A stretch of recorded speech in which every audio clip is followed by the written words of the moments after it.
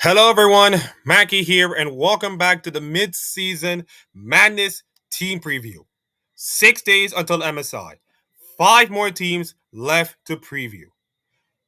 I would like to say thank you all for viewing these previews, of course, even though my analysis has not been the most straightforward like some other people, mostly statistics, but still. And if you want more of this, we have two more shorts of the mid-season stories to do.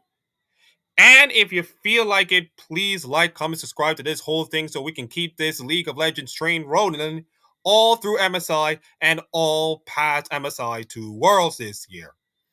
So, without further ado, it is time for me to continue spinning the wheel and see which team that I'm going to preview next.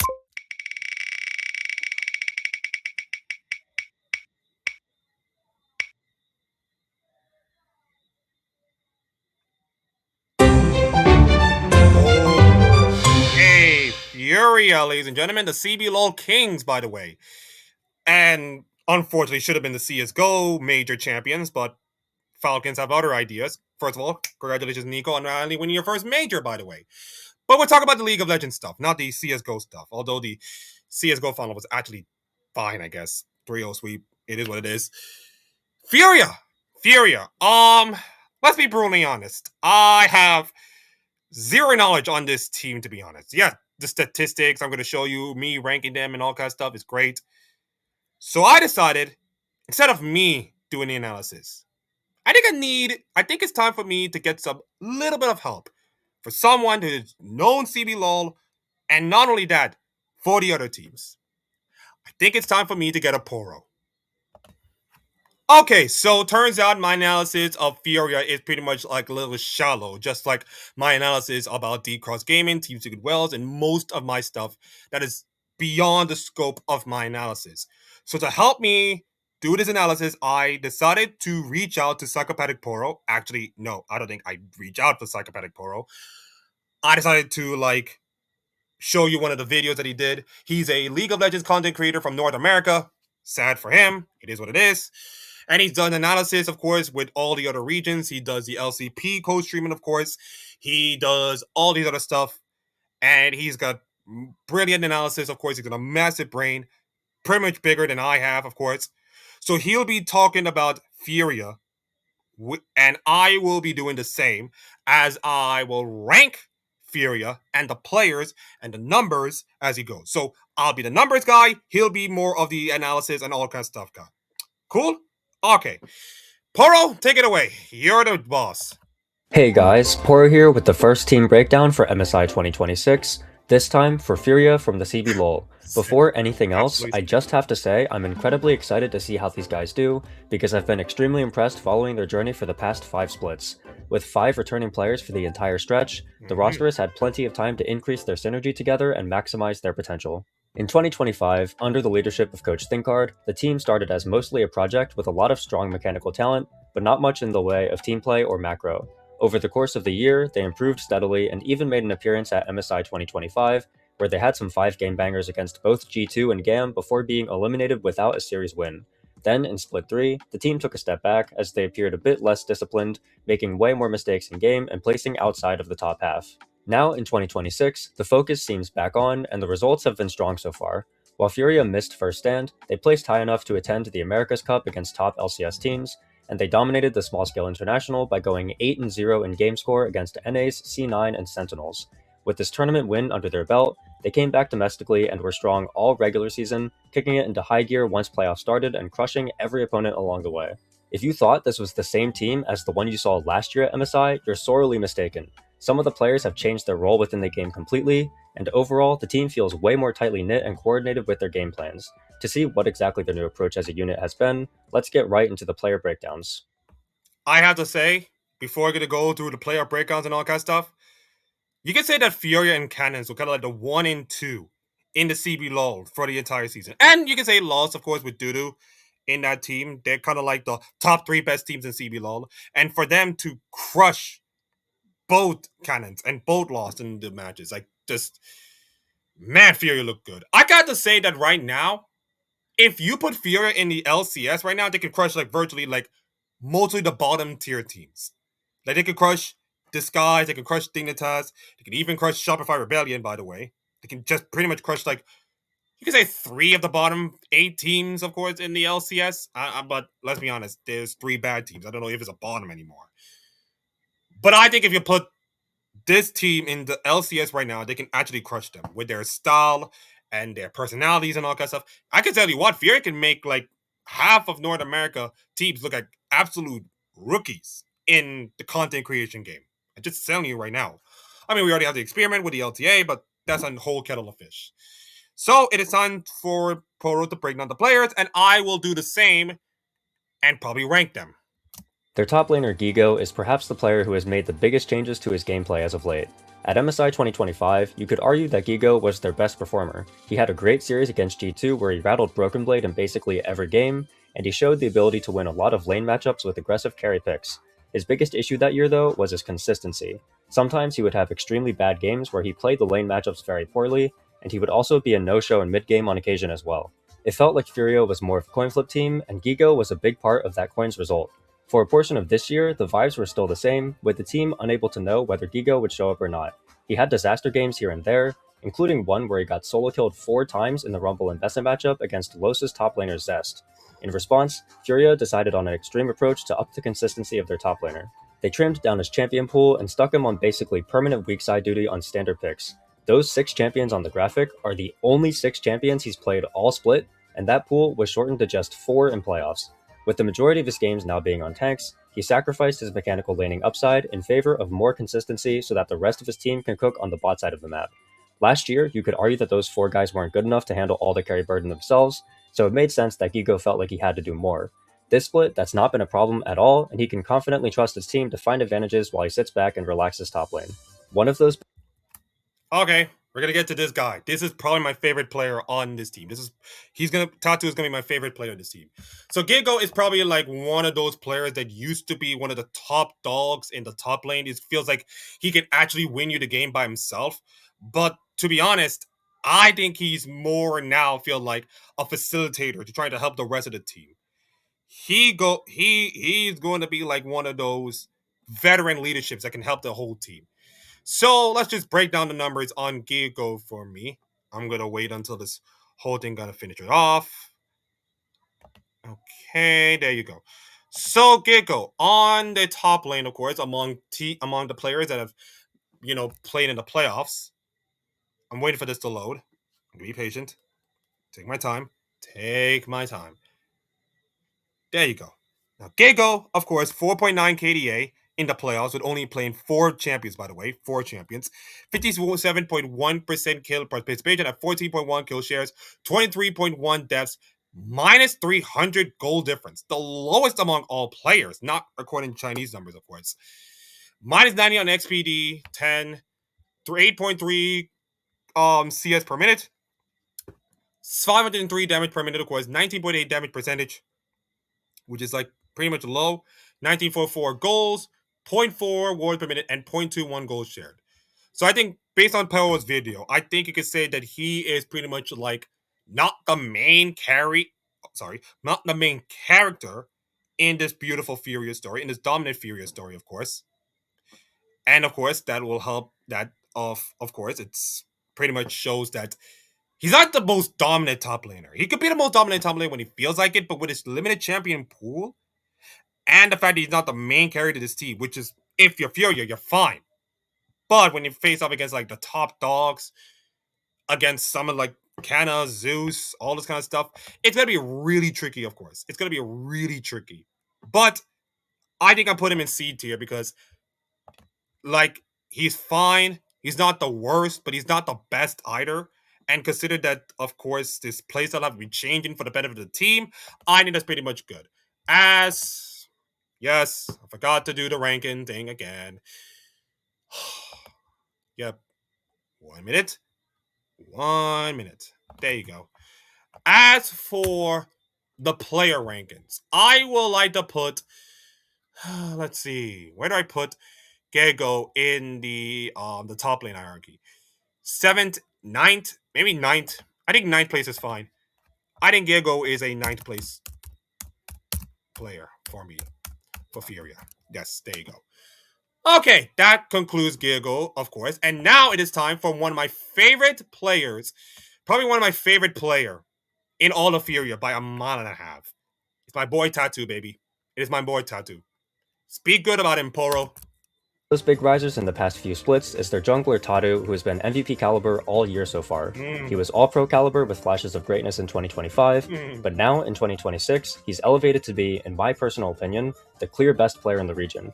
You could argue a couple of players were at his level or slightly better in regular season, with Steps and Ackerman playing their share of strong games, but once playoffs started, there was no debate. In all three playoff series, Tadu completely massacred not only the enemy jungler, but the entire enemy team.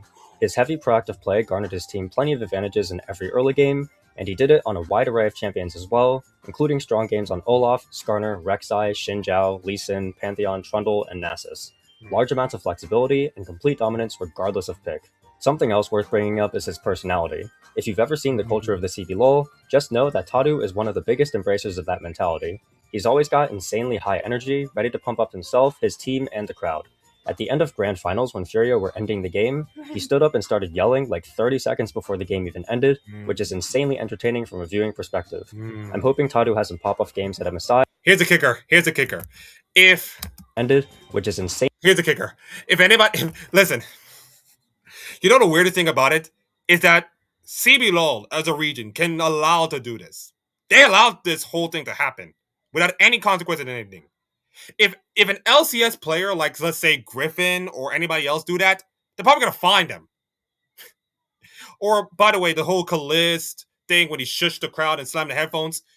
I mean, they didn't find him, but the fact that I'm just saying, culturally these things are different than, of course, what's going on in the LCS or LEC.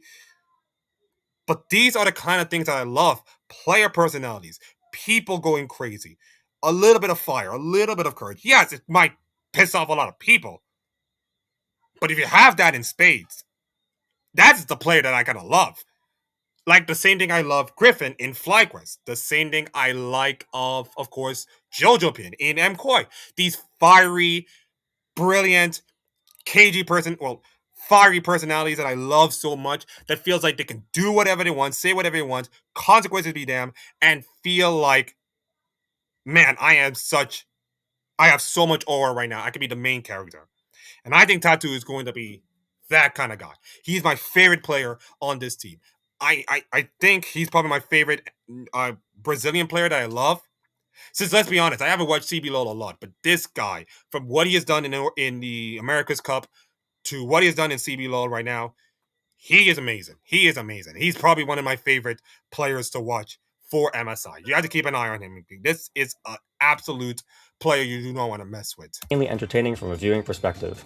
I'm hoping Tadu has some pop-off games at MSI so we can see him go crazy at a large international. Toots. Okay, we'll get to Toots later. But for now, let's get to the numbers. Let's get to the numbers of Tattoo. I think Tattoo has been absolutely amazing, especially in the playoffs. Look at these numbers. 9 KDA. Let me just say it again. He has a KDA of 9. The most by any player, of course, among teams that have made the playoffs in their region. And he has 9 KDA. The second closest is 6.9 by Inspired. So he is nearly 2 KDAs better than Inspired. And have a kill participation of 80.80, the highest among them. He's got 38.5 kill shares, highest among everybody. Goal difference at 10 minutes, it's second only to Skumon. XPD, we don't even care about that. CS per minute, 7.3. Damage per minute, 492, which is fine. 19.6. The second most is Skumon, of course. 23.36 gold, zero point 0.3 wards per minute, and 0.42 wards clear per minute. This guy is amazing.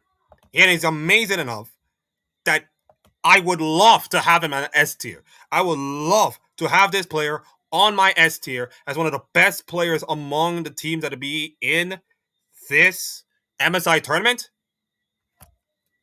But I can't. Because the competition, of course, Tian, Skumon on a given day, maybe Kanavi, and of course Sun is going to be a whole other kettle of fish. What you do in CB LOL is going to be really different from what you do in international tournaments. And yes, I think Paolo said it last year that their team is did well against a not so good G2 team and a always competitive GAN team. And yet they did not even make it. So what you do well in CBLOL does not compute well internationally. But consider his personality, consider how good he was, and consider how brilliant he can be. I give it an A tier. I am giving him straight A tier for Tattoo and this amazing jungler. And where do I put him as a jungler? Well, I think I put him sixth. I'm putting sixth right now. Actually, oh, is he better than Jose Dodo? Is he really better than Jose Dodo? No, no. He's not. But a god can dream. A man can dream, I guess. So we continue right now with the mid lane. And by the way, I didn't even do the champion pool thing, but you know what? It's considered psychopathic poro. And in case any public notice, here are the champion pools for him. I'm hoping Tadu has some pop-off games at MSI so we can see him. Champion pool, he can play the Xin Zhao, the Olaf, the Pantheon, Skarner, Nasus, which is going to be a thing, guys. It's going to be a thing. Nasus jungle, we've seen all across the world, is going to be a thing. Lee Sin might get nerfed, of course, but who cares? I think it's good. I think he's gonna. I think he's gonna be the most fun player in this tournament. I cannot wait to see what Tatu can do. Let's move on to Toots, Mike. Let's move on to Toots. Let's move on to Toots. Before, he was someone who would never take his foot off. Toots has also gone through a bit of transformation from last year to this year. Before, he was someone who would never take his foot off the gas, while playing as aggressively as possible in lane and on side lane, ending most of his domestic games either 0-10 or 10-0. In CBLOL, people knew his habits and playstyle well, and punished accordingly when they could. Then, when he went to MSI, he completely flourished. Without the intense scouting done on the mid laner, teams couldn't find the right timers to shut him down, and he went rampant in most of the team's early and mid games. This split, he hasn't really mellowed out. He's still clicking forward and trying to maximize the advantages his mechanics can give him. However, it's working out more. Less deaths, more carries, cleaner gameplay. The main change here is actually not really from himself, but in how the team plays around him. Now that Tadu doesn't have to divert resources to crazy top matchups and finicky lane states, he can put more attention mid with Jojo to make sure Toots is allowed to play aggressive on all timers he wants to. Toots' playstyle is being heavily enhanced by his team's new early game macro, and has led to a much more functioning team. Another benefit for Toots has been the meta. Right now, we're looking at a mid lane champion pool of either facilitators or side laners. Hard carries from mid are on their way out, and teams are looking to play through mid either to get the mid laner to transfer their pressure to other carries, or to use their lead to pair up with the jungler and stomp the side lane mid jungle 2v2 in mid game. Both of these styles are exactly what Toots' bread and butter have been this whole time, and he's happy to sit on champions like Twisted. And by the way, you look at the champion pool, by the way, Twisted Fate can be globally. Rise, globally. Gadio, globally. Kali, he could be, taking down the backline. Same thing with the Ari, with the movement speed. Annie, he can have the CC with the tippers and all kinds of stuff. So he's got global champions, of course, but probably like making the 80 carries and the rest of the team look good. So he's kind of like a facilitator, of course. Fate, Annie, Rise, Ari, or whatever else his team needs from him. Longtime viewers. Okay, so what do I think about Toots? What do you think about Toots, Akeem? Well, I think you can say that Toots statistically it's not been bad. I mean, well, as he said, it's pretty much like a little face of famine. I think for Toots, of course, he's a 5.8 KDA, not bad, but not the worst. 70.5 kill participation, which is second to Knight and Quid, actually third beside Knight and Quid, which is fine, but consider the competition you got to face. It's a tough road, man. 21.8 kill share, 24.4 deaths percentage, 4 gold per minute at minus 58 XPD for a 10. CS per minute at 8.1, damage per minute at 578, with a 23% damage at a 20 gold per minute, 0.4 and 0.23 wards per minute, and wards clear per minute. You can say that Toots is pretty much like a facilitator, not the main carry, not the main team. Of course, his aggressive side is going to help them, of course. But he's not like the main character. The same thing with Gigo, of course. He's not morally the main character, but with Tattoo's incredible play style, it can elevate Toots to being like a decent, good player, of course. He can be great on the Rise. He can be great on the Annie. He can be great on the Ari when he needed to. And of course, I think if the meta stays put, of course, he could be probably one of the decent players.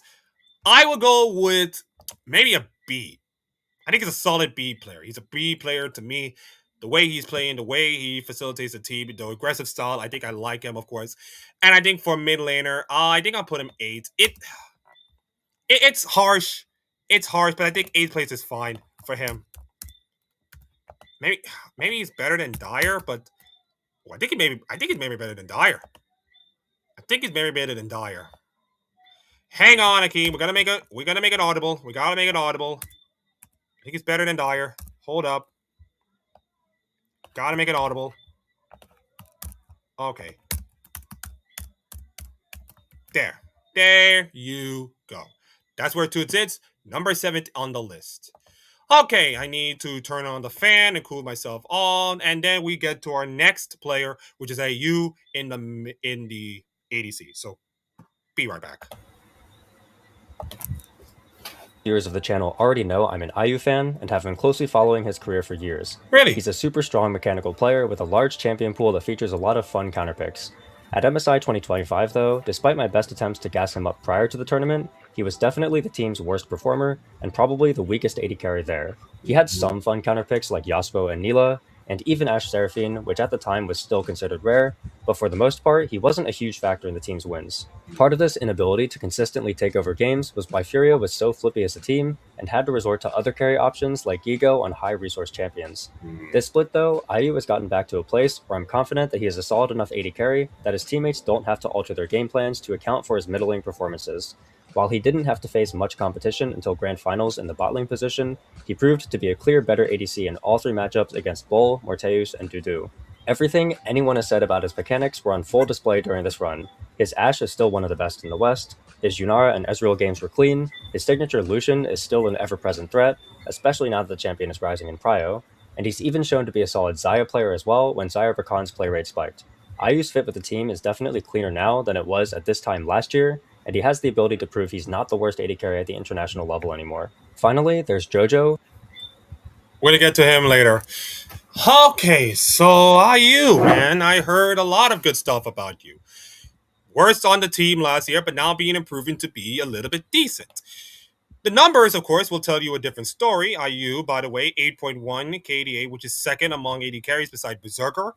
67.3% in kill participation, 23.1 kill share, 16.7 deaths, 98 gold difference at 10, and XPD at 42, with a 9.7 CS per minute at 752 damage per minute, 30.4 damage per minute damage percentage, 26.8 gold percentage at 0.45 wards per minute, at 0.29 wards clear per minute. So you can say that IU has been a decent, good player. He's been a solid player, of course. I think Lucian is good. He's been good on it. Ash's been good on it, of course. Xayah, he's going to be also good at it. So he's a solid player. Not the top solid player. I don't think he can handle a Jackie Love or Han Summer on a given day. Maybe Kalist, if, of course, they make it through. But if status quo, let's just say a Gumi Yusi or a Paze or a Viper or Berserker, that's a hard one to cast. And I think it's going to be like, I think I go with C. I think it's a C for me. I think he's been solid. He's been good, but I think if he's going to perform well, he's going to be like the best. He needs to be the best AD carrier around. And that's going to be hard for him to do, not against the competition he has to face. But the way he's been playing in the last couple of series and the way he's been solid, I think I'll give him a chance. Let's go to Jojo. Who, just like last year, is one of the most flexible supports out there. No matter what the meta is, he's always got a wide array of champions he can play with different styles, and he can do it all effectively. While Losa's support Ackerman has been having a great year so far, you could easily make the argument that Jojo is right there with him, or even better. Jojo has always had a specialty of range supports. And here's the thing, the frame rates might be a little bit choppy, just a little bit, so I'm sorry that the frame rates in this is like me trying to go like switching from here to YouTube and to the sheets. So I'm just trying to become like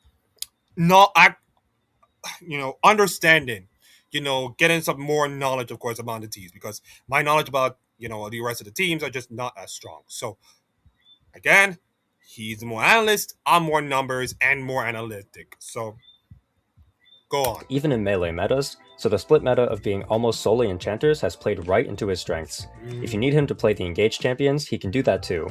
He and IU have even found success with some of the weirder picks like Anivia and Bard, and as far as I can see, he's the only relevant support who's logged multiple games of Yuumi as well. The point is, he's a guy who can play any comp the team could ever ask him for, and due to this strength, he's one of the driving forces behind FURIA's trademark style. This is a Okay. So I think you can say JoJo is a really good support. If he plays the gauges, he's been good at that. If he plays enchanters, he's also good at that. Solid, decent player. Let's look at the KDAs and all the numbers, of course. For JoJo, 8.9 KDA, which is the most by among supporters. My goodness gracious.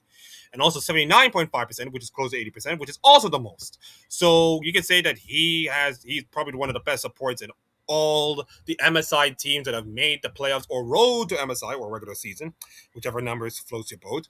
2.6 kill shares. He's got damage, notwithstanding, of course.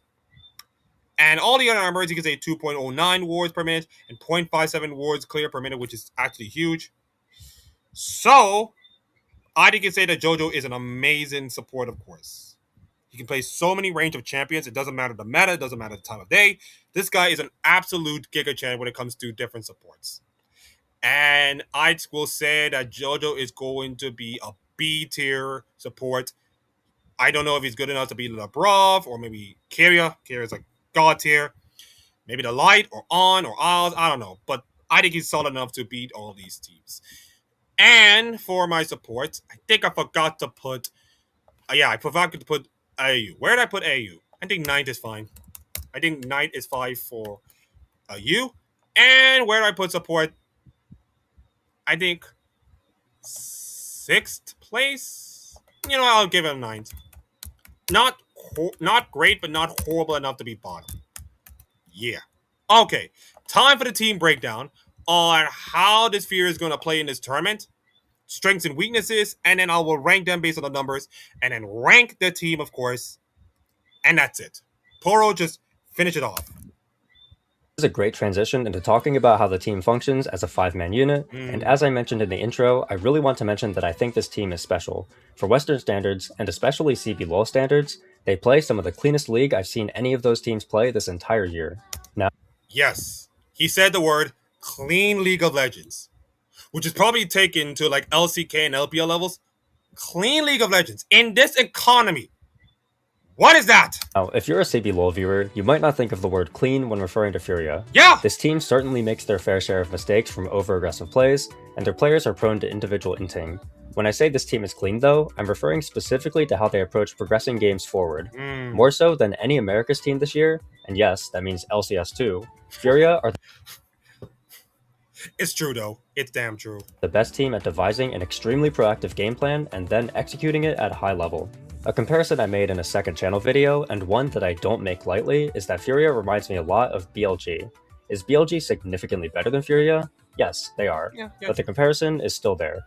FURIA function the best when Tadu and JoJo are synced up together making plays around the map, and they heavily prioritize making sure they have the prio to do this. The team tried to play like this last year, but they couldn't do it consistently because all 3 lanes had too much variance. Gigo would randomly coin flip matchups, Toots would get caught out and die to ganks, and IU was sometimes mediocre depending on the day. In those conditions, it's hard to be proactive. But as I talked about for each individual player, they've all patched those mistakes up. Gigo is now on permanent weak side duty where he's on champions that he can be much more stable on, and IU is playing well again. What this means is that when Tadu and JoJo make game plans at minute 1, they can actually have the conditions to execute those game plans reliably. For example, we know that Toots wants to maximize what he can get out of lane phase through aggressive trading and forward position. To do this without being punished by enemy ganks and roams, he needs Tadu and JoJo to be there to hover him on all the timers he wants to play that aggressive style. Now that the side lanes are stable, Tadu and JoJo are hovering around the area constantly, allowing Toots to get full advantages from his individual matchups. Then, if the enemy mid disrespects the timer, or if the enemy jungler tries to gank, Tadu and JoJo are always there for the counter gank. The team loves prioritizing Bard in game 1s, and that's one of the best champions for a style like this. Generally, the main point is that Tadu gets a fair amount of resources in draft, because he's very good at identifying what his team's win conditions should be, and then he hunts down those win conditions relentlessly. He's one of the most frequent invaders and gankers you'll find, and almost all of his timers are good. The team is great at fully committing with the calls, which leads to a lot of positive plays. And once FURIA get any advantages in the game, they try to snowball those advantages to the absolute limit. One enemy flash blown means 2 or 3 more ganks in the next few minutes. One successful invade means a plan to be there and pressure the enemy when the camp respawns. One messed up trade from any of the enemy laners, and you can bet everyone on Furia will play accordingly across the board to divert the resources to that lane to punish the bad trade with a dive, a freeze, or zoning the enemy out. If you want to see more specifics on how much this team makes good plays, I highly recommend watching the Furia Playoffs recap video on my second channel. So, with all of that said, how do I think they'll do at MSI? Well, I'll have your prediction and then I'll have mine. Okay, we may have the same thing, but I'll let you be the predictions. But before that, I think he's got a point. I think this is like Tatu's being an incredible, aggressive jungler. Of course, the team plays pretty good synergies. They're clean. It depends on how good JoJo and Tatu given on the day. With the weak side, of course, and IU being solid. As long as you have that, I think you can say the Fury is decent enough to like compete with all the other Western teams. Not good enough to be like the BLGs of the world, but pretty much solid enough to be like, let's say, get a series win at least. Yeah, that's how I'm going with it. But Paro, you're gonna do the prediction and I'll do mines. Well, it's a bit complicated. To be completely honest, I think the most likely scenario is that they won't do well. However, it has less to do with their own strength and more to do with the format. To put it bluntly, I think Furia is better than a lot of the teams at the tournament, but I still think they'll go 7th to 8th. Right now, I would take Furia in the best of 5 over any of the non-LPL LCK 2 seeds. Yep. Sounds bold, but I'm highly convinced this team is the real deal Yep. and does a lot of things at a substantially higher level than most Tier 1 teams do. The problem is, all of those 2 seeds aren't making it to the knockout stage. KC, Deep Cross, and the LCS team are all going to be stuck in a bracket against either Gen G, T1, or HLE, with only one team making it out. My bets are on the LCK team. CBLOL only having 1 seed means Furia are auto-qualified to the knockout stage, and even then, I still think they have the ability to beat a few teams. I think Furia could give both Secret Whales and Lion a run for their money, and I even think if they play their cards right, they could put some real pressure on G2 as well. Do I think Furia should be favored in any of those matchups? No, not really. But I don't think it's unwinnable either. What this means, though, is that the bracket is brutal for them. They'll likely lose their first BO5 to a random Eastern team, and then match up against one of those other first seeds in the elimination series after that, where they wouldn't be the odds-on favorite to win. In this scenario, it's just 2 losses and an 8th place finish. People will see it, and they'll come to the conclusion that it's just a CBLOL moment and whatever else they might think. But I'm issuing a warning to all of those teams and viewers right now. Do not underestimate the squad. They are really fucking good, and they deserve a large amount of respect heading into these rounds.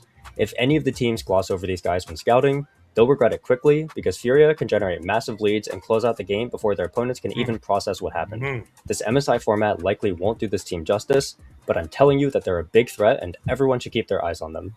That's all I have. All right, Poro, thank you very much. We're going to need your analysis for the rest of the day. So I think you could say this pretty much well. Yeah, I don't think Fury is going to do much in this tournament, but consider what we saw at the America's Cup and what we saw from last year in MSI. They have now cleaned up their act. They have now been decent, and also, by the way, sorry for the F-bomb, by the way. That's his style. I can't blame him. But I would like to say that this Fury team is pretty much dreadful. This is like a sneaky dark horse team. You do not want to play against them. Like, they are a really sneaky good team. And before I'm going to make my predictions, of course, it's time for us to the team stats on how Furia has done. So Furia, you can say they have a KD of 2, which is the highest among all the playoff teams, of course. 0.69 combined kill per minute, of course. Early game percentage is 52.9, which is solid and decent, but also their mid-late round, which is, take away the Chinese numbers, it's the most by anyone. The highest among everybody, which means their mid-late round scenarios are going to be absolutely good. They are really good at these mid-late round kind of stuff. So that means they could be aggressive early, dominate the game, and then to be good enough and solid enough to take those leads and be good enough to like win you in 30, 35 minutes or just burn you out, of course. If and only if the right scenarios be right. 50% on the first blood raid, 70% on the first tower raid, 60% on the first 3 towers raid, 80% on the herald, 70% on first death on the first drakes, 59% on the dragon raid, 81% on the barrel with a 50.3 lane and assignments, 52.5% on the jungle, which is like similar in like decent height, and then 3.65 in the ward per minute and 1.33 control ward per minute. So you can say that this is a Furia team that is pretty good with these numbers. And for the age and international experience for these teams, It is like 22.6 on the age at limit, of course, with only 82 international games between them. Yes, you know, Tatu, Tatsu, and AU. Oh, actually, yep, Tatu, Toots, and AU have some little bit of experience, of course, in international games. That's fine. I don't care about experience in anything. I think they'll be decent enough. And then for MSI appearances, of course, this is Furia's first, second MSI appearance. They were, of course, in last year MSI, but unfortunately lost in those play-ins to both GAM and G2. But they did go into 5 games, so I feel like they have the wear and all tissues to do well. Their road to Daejeon, of course, was absolutely brilliant. Like, other than Red Cannons, they're like the most dominant team, of course, going into in the CB LOL. 5-2 in the regular season, 11-7 in the game score with a second place finish. They clean sweep Loud, clean sweep Red, and then managed to gentleman sweep Lost into a finals win. And for the prediction markets, presented by Kelshi, but it is what it is. They have less than a 1% chance to win. And I think by pros, predictions, that's fine. I don't think they'll do much in MSI to make me feel like they're going to do much. And for my team rankings, I think Furia is going to be my ninth best team. But I think Poro and I have the same sentiment. Do not ever underestimate the underdogs. We have seen in the World Cup what Cabo Verde has done, what DR Congo has done, what Iran has done. Underdog teams can come in with nothing to lose and can absolutely screw that up. If G2 or any of the Western teams, like say Lion, of course, or Deep Cross or Team Secret Wales, think they can have an easy time against Furia, you are mistaken. You are absolutely mistaken. And I think you're going to get hurt. And if that happens, and if Furia were to beat a Western team, all the Reddit comments about the LCS to say, this region sucks, man. I can't believe we lost to a Brazilian team. And it's like, have you seen the America's Cup? Have you seen what they've done in last year's MSI? This team is an improving team. And they are better than you, and they are more cleaner than you, and have more macro than you, and they're good enough to compete. So if LCS teams go to Furia, I don't want to hear any crying. Also, by the way, Shopify Billion, how's that Zazel deal doing? Oh yeah, another washed up player in another LCS team that may not go anywhere. This is just like typical NA stuff. Cannot even pick up a rookie support even if you tried. So you can keep on doing all this kind of thing while Brazil is going to have the flair, the fire, the power, and even when they have nothing to play for, of course, and have nothing to lose, they will have a shot of trying to upset the apple cart. They are sharp teeth and they're ready to pounce. Ladies and gentlemen, thank you to Psychopathic Poro for this video. Of course, he'll help me collab, of course, with the other videos. Please go to his channel, of course, for more MSI analysis. Of course, he'll do his MSI daily, of course, with all the predictions, of course, before MSI, of course. So please do his best, of course, to go to his channel, follow him, follow his second channel, of course, and also follow my channel. As you know, you help his channel, you help my channel, of course. Yeah, kind of like this stuff. We're in a small community. League of Legends is a small community, and we're trying to help each other, of course. So I'm helping him, and he probably helping me sometimes. But anyways, thank you all. Thank you for him for his analysis, and thank you guys for watching this whole thing. If you like this video, please like, comment, and subscribe so we get to 100 subscribers before the end of MSI or before the end of the year. We are closer to 9 subscribers, so please do your best to subscribe. Anyways, my name is Mackie, and by the way, we're going back to the wheel. We are going back to the wheel. We have now reached the final 4: Lion, BLG, Combine Corp, and Hana Life Esports. We are a couple of days left until MSI, and we got 4 previews left. Which team will I preview next? You have to tune in tomorrow to find out. Until then, stay safe, drink water, and have a great rest of your day.